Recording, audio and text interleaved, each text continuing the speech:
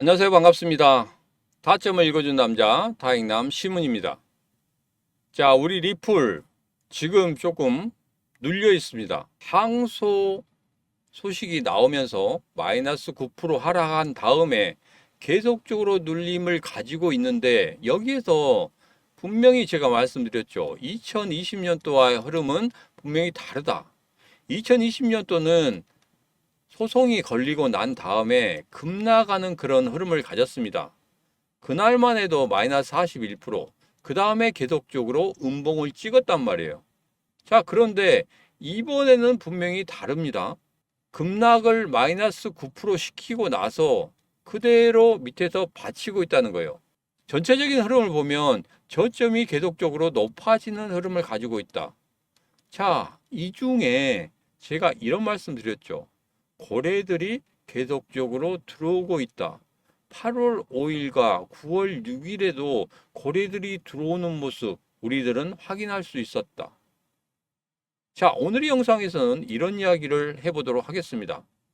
자, 리플 지금 현재의 흐름과 함께 과연 여기서 우리는 어떻게 대응을 해야 되고, 그리고 최근에 리플 관련해서 청원이 이어지고 있는데 우리도 같이 그 청원에 동참해서 SEC가 그 항소를 처리할 수 있도록 한번 우리의 힘을 모아보자. 이렇게 제가 여러분들에게 한번 말씀을 드려보도록 하겠습니다. 자, 우리 리플 오늘도 힘차게 한번 시작해 보자고요. 자, 리플 가자. 자, 가상자산 큰손 미국에서 압류한 비트코인이 6조 원 정도 풀어진다고 합니다. 자, 이거 관련해서 예전에 7월 달이죠. 7월 달 같은 경우에 독일에서도 물량이 나왔고 미국에서도 물량이 나왔죠. 그러므로 인해서 급락하는 그런 흐름을 보였다는 말이에요.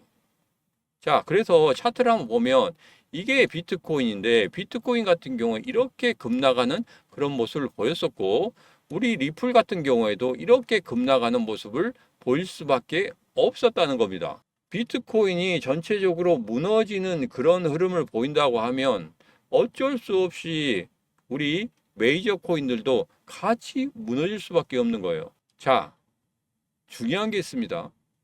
그렇지만 다시 한번 이 급락의 흐름 다음에 다시 회복하는 흐름이 나왔다. 리플도 다시 회복하는 흐름이 나오더라. 자, 특히 리플 같은 경우에는 올해 거의 움직임이 없었습니다. 그러다 보니까 너무 마음고생이 심했죠. 여러분이나 저나 마음고생 정말 심했습니다. 자, 그렇지만 제가 이제부터 말씀드린 게 뭡니까? 10월 달 들어서부터 말씀드리는 거 바로 하나죠. 바로 그 한 가지는 이제까지 마음고생했던 것들 모두 다 리플이 돈으로 보상해 줄 것이다. 이런 말씀 드렸죠. 그렇게 될 겁니다. 그렇게 되어야만 합니다. 자, 그렇게 되어야만 한다. 이렇게 생각하시는 분들은 지금 바로 구독, 좋아요, 알림 설정 한번 해주시면 되겠습니다. 자, 지금 리플 같은 경우에 과연 불장이냐 아니면 약세장이냐 이런 이야기를 하고 있습니다. 자, 그런데 전체적인 흐름을 봐서는 분명히 약세장은 아니다. 왜? 급락을 시킨 다음에 그대로 버텨주고 있는 그런 모습이다. 자, 이렇게 버텨주고 있는 모습인데 최근에 매수 매도의 흐름을 봤더니 매도의 양보다 매수의 양이 상당히 많더라. 그리고 조금 강하게 들어오더라. 워낙 매도 양이 많다 보니까 매수의 양, 그것이 그냥 어느 정도 강하게 들어오는지 확실하진 않지만 그래도 매도보다는 매수가 조금 더 우위에 있다는 것은 분명히 누군가 강하게 매수를 하고 있다. 그게 누구냐? 최근에 기사를 보면 여러분 잘 아시겠죠? 바로 고래들이다. 고래들 중에서도 대왕 고래가 들어오는 모습이 서서히 보이고 있다는 겁니다. 자, 최근에 머스크가 리플 관련해서 이야기를 했죠. 자, 그러나 우리 리플이 왜 안 움직입니까? 메이저 코인 같은 경우에는 이런 작은 이벤트에 전혀 흔들리지 않아요. 예전에 머스크가 시바이누나 페페나 아니면 도지나 이런 이야기를 했을 때 굉장히 크게 움직였었죠.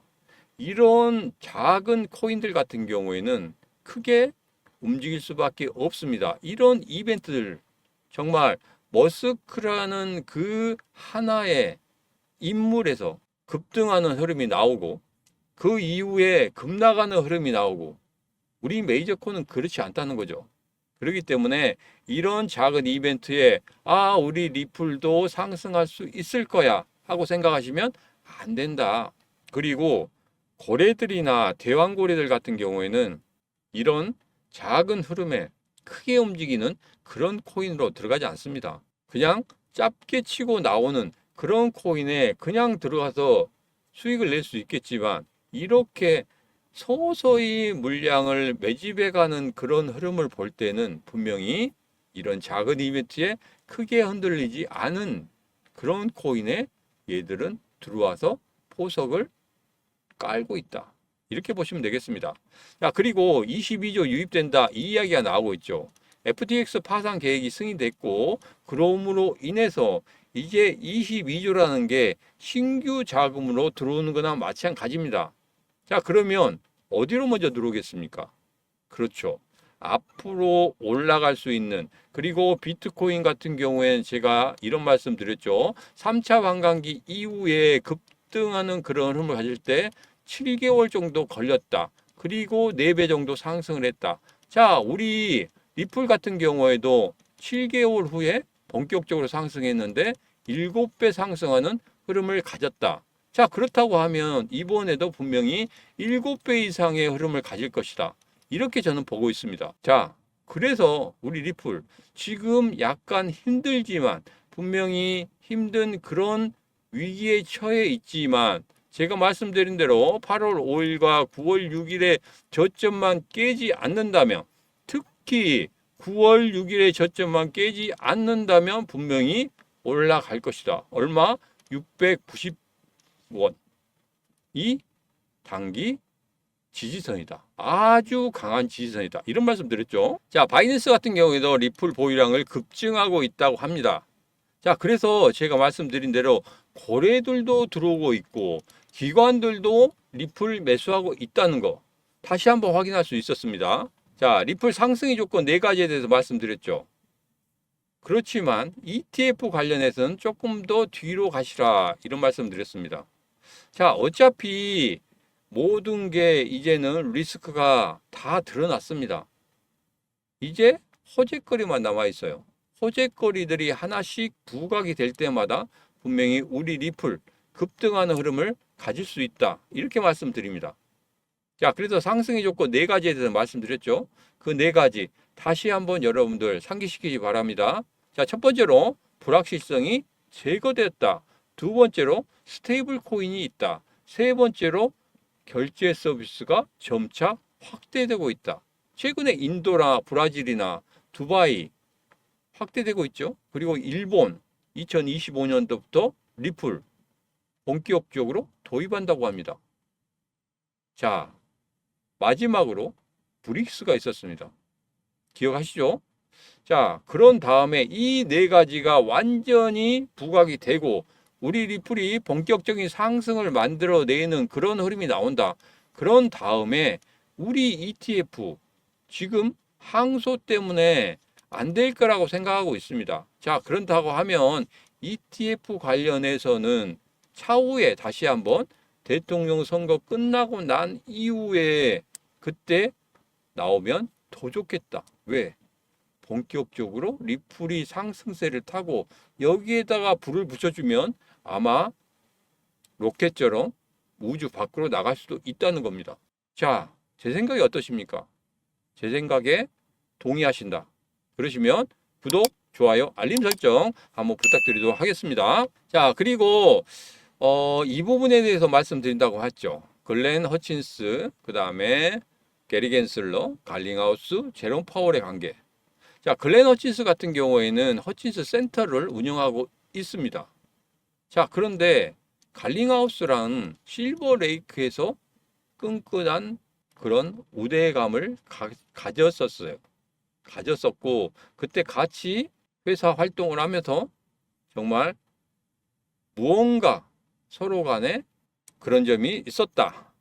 그래서 제가 전체적으로 이것을 앞으로 계속적으로 영상을 찍을 때 5번에 걸쳐서 여러분들에게 다 풀어드릴 겁니다. 과연 이 관계가 어떤 건지, 게리 겐슬러가 왜 지금 예전에 교수 생활했을 때 분명히 암호화폐 관련해서 옹호론자였는데 왜 갑자기 SEC 의장이 되면서 완전히 180도 바뀌었는지 그런 이야기도 해드릴 거예요. 자, 그래서 다음 시간부터 이 이야기를 여러분에게 해드리도록 하겠습니다. 자, 이제 SEC가 항소를 하는 것에 대해서 우리가 청원을 했죠. 자, XRP 아미에서 청원을 했습니다. 근데 여기서 제일 중요한 게 뭐였냐면 다 좋아요. 근데 미국 투자자들을 옹호하는 거죠. 여기서는 미국 투자자들을 모았기 때문에 그걸 옹호하는 겁니다. 자, 그런데 왜 우리나라 투자자들까지 옹호해 주지 않지? 리플 관련해서 리플 사랑하는 나라 중에 하나가 우리 대한민국입니다.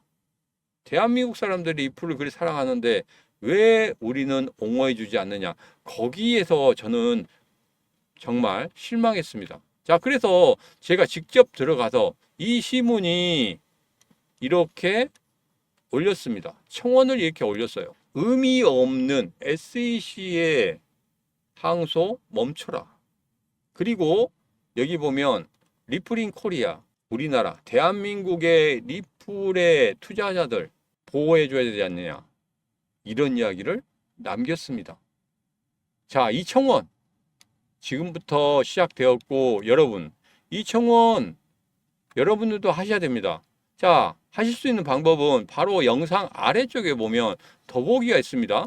더보기에 보면 이렇게 링크가 있어요. 이 링크 클릭하시면 돼요. 클릭하시면 바로 이런 화면이 나옵니다. 이런 화면이 나오는데 이 화면에 여기에다가 성함 쓰시고 그 다음에 여기에다가 성을 쓰시면 됩니다. 홍길동이라고 하면 제일 위에는 길동, 그 다음에는 홍이라고 쓰시면 되고 여기에는 이메일 쓰시면 돼요. 이메일 쓰시고 그 다음에 여기 클릭해 주시면 여러분도 동참하실 수 있습니다.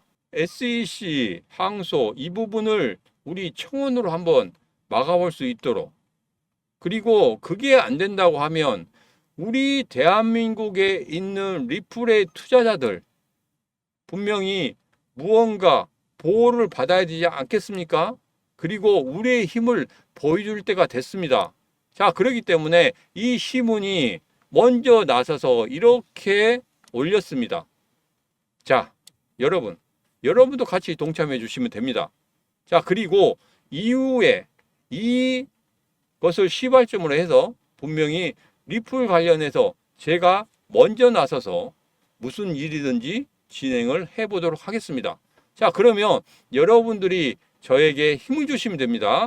지금 바로 010-8284-1524로 리플 승리 이렇게 한번 보내주시면 되겠습니다.